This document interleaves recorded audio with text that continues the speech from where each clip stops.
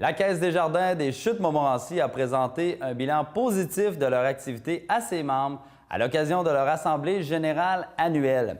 En 2015, la Caisse a enregistré des excédents d'exploitation de 5,2 millions de dollars. Donc, ces résultats témoignent de l'engagement des membres de la Caisse envers la coopérative de services financiers. La directrice générale de la Caisse des Jardins des Chutes-Montmorency, Nathalie-Lise Giguère, nous dévoile le bilan des activités pour l'année 2015. Bien, tout un changement. On a fait l'assemblée annuelle sur le thème des grandes entrevues, beaucoup plus dynamique. C'était venu des conseils des maisons des jeunes. Les jeunes avaient participé l'année passée. On leur avait demandé ce qui serait le fun là, qui change dans notre AGA. Et les jeunes nous ont fait des conseils, que ce soit plus clair, des questions. Fait qu'on a fait ça sur le thème des grandes entrevues. Là. Vraiment, tout un plaisir à le faire. Donc, c'est un concept qui a bien marché. Très bien. Très bien. On avait beaucoup de jeunes présents aussi cette année. On le sait qu'on veut renouveler la formule pour que les jeunes s'impliquent. Et chapeau, ça a fonctionné en masse. Là. Excellent. On va parler un peu de chiffres. Somme toute, c'est des résultats qui sont positifs pour la Caisse des Jardins des Chutes-Montmorency? Bien, très positif. Cette année, on a terminé avec des excédents de 5,2 millions. L'actif est passé de 708 millions à 728 millions.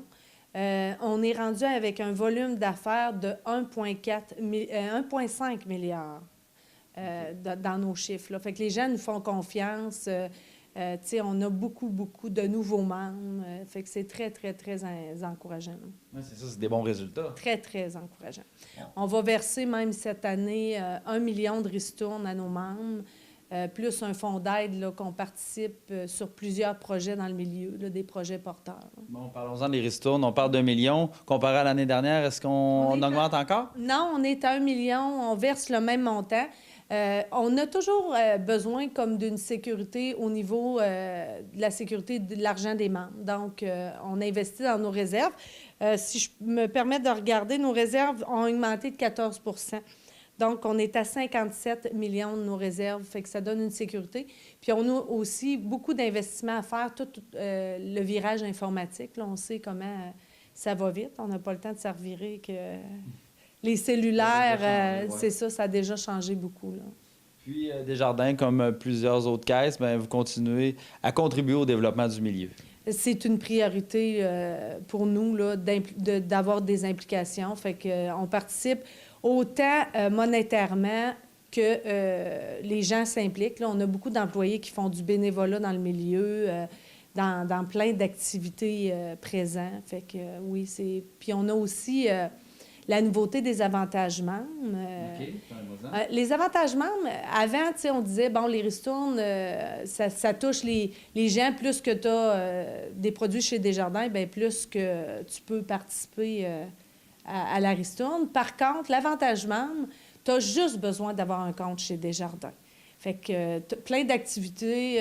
On a eu, pendant la semaine de relâche, les gens qui sortaient leur carte de guichet avaient un chocolat chaud, avaient des certificats cadeaux. Tu as eu au Salon Expo Habitat des billets gratuits. On avait des employés qui avaient des dossards impliqués dans les files d'attente. Et quand les membres sortaient leur carte, l'entrée était gratuite.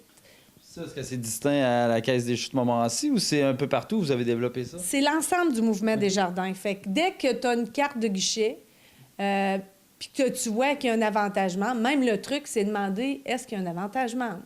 Il y en a chez Roger, il y en a chez Benny, le poulet, t'en as un peu partout, là.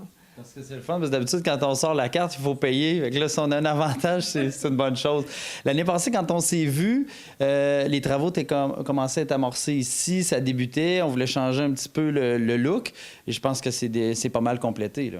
Bien, il nous reste quelques bureaux à peindre, mais pour le reste, oui, on a terminé. Enfin, les employés ne travaillent plus dans la poussière, sont bien heureux de ça. Mais aussi, on a une proximité plus grande. On a vraiment agrandi par l'intérieur. On a ajouté plusieurs vendeurs, donc des conseillers, des planificateurs. On manquait de bureaux, fait qu'on a agrandi par en dedans. Et pour, 2016, l'année déjà bien entamée, mais est-ce qu'on a des objectifs particuliers? Bien, je vous dirais, c'est vraiment encore de suivre la vague du numérique.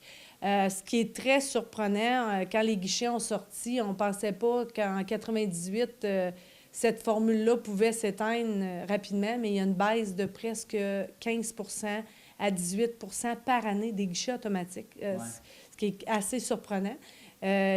Au comptoir, le maximum des transactions qui sont faites au comptoir par nos membres, c'est seulement 3 sur la totalité. Donc, il y a un virage à prendre. Il y a un virage tranquillement à prendre. Il y a des guichets automatiques qui s'en vont vers l'extinction. On aura des investissements à faire pour les nouveaux guichets. Donc, il y aura une réflexion avant d'investir dans des nouveaux guichets. Sont-ils utiles? Sont-ils au bon endroit?